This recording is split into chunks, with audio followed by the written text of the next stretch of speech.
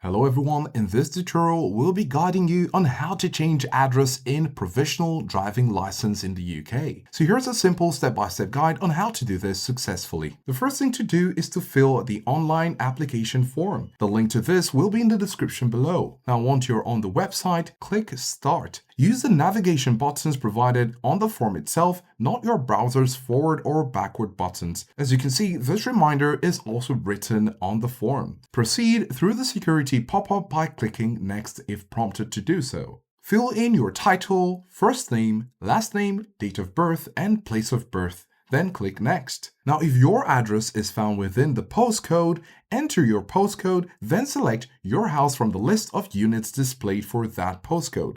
Then click Next. However, if your address is not listed within the postcode, click None of the above, then click Next. You'll need to manually enter your specific address details down to the unit number, then review the summary of your new address. You also need to account for your residency over the last 3 years. So if you've lived in your new address for less than 3 years, you'll be prompted to add a second address. So if this applies to you, for example, if you've lived outside the UK during the past 3 years, select Other Ways to enter your address and then choose Non-GB address. Enter the name of the country you lived in, then specify how many years you've lived there to cover the 3-year period. Ensure the cumulative period for all addresses provided covers more than 3 years. Then click Next. Now, when you're done with putting the address section, you may need to provide your national insurance number, your UK passport number, but these two are not mandatory. However, you'll need to provide your driving card issue number, then your photo card number.